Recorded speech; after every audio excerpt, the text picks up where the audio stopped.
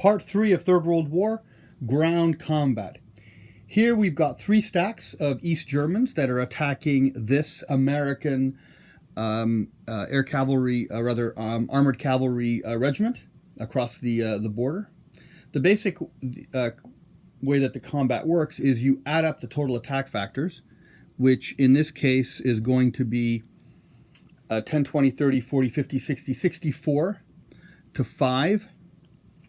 And the first step in this is to calculate the terrain effect on the strength of the American unit. The American unit is located in woods. There is no particular modifier for that operation. During the combat phase, the attacker has to declare all of their combats, and then they're committed to attacking regardless of the outcome.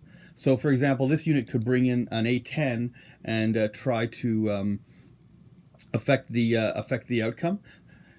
So far we're at 64 to 5, which is obviously a fairly ridiculous 12 to 1 odds.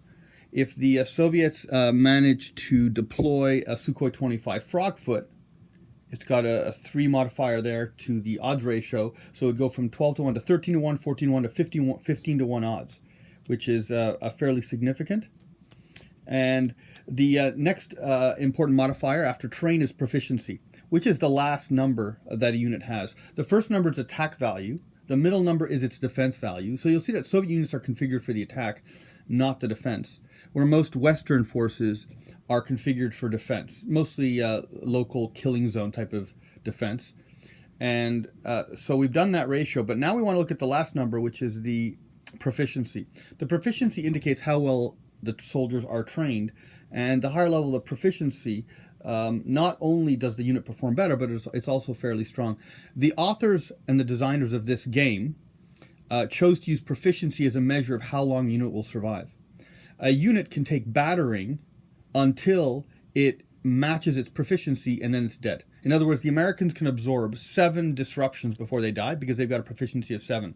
Even though this is only a regiment, this division can absorb 7, the same amount. So this game seems to argue that it's not the number of soldiers in a unit, but rather their professionalism that allows them to continue to perform.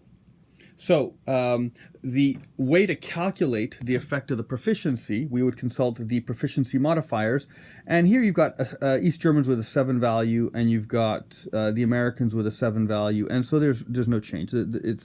The difference is greater than 0. When it's not even greater than 0, there's no difference at all.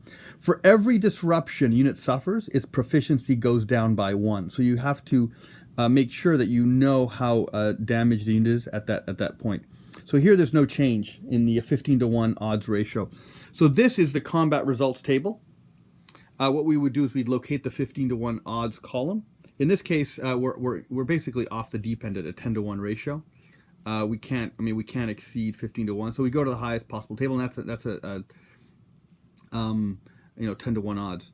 The results on the left affect the attacker. On the right, they affect the defender. Now here, there's no effect on the attacker, and the defender is going to receive an E, which is effectively a complete elimination.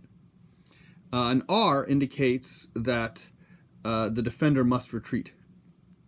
A D indicates a disruption and how many disruptions are received. An exchange is the full value of the weaker side is eliminated, and the other side then has to match that number by eliminating the combat strength of their unit. And if they're the defender, they'd use the defense value, and if they're the attacker, they'd use the raw attack value. If a unit is destroyed or if a unit is forced to retreat, other units can then advance either 1 hex or 2 hex, depending on the kind of terrain. And that comes in this column on the terrain effects chart. So you'd consult the terrain effects chart and ask yourself, well, what kind of terrain is it? How far can I advance? Air mobile units can always advance too, because they jump in their helicopters and fly off. For this process, when you conduct an advance, you wouldn't look at the zones of control. You'd ignore zones of control for all purposes.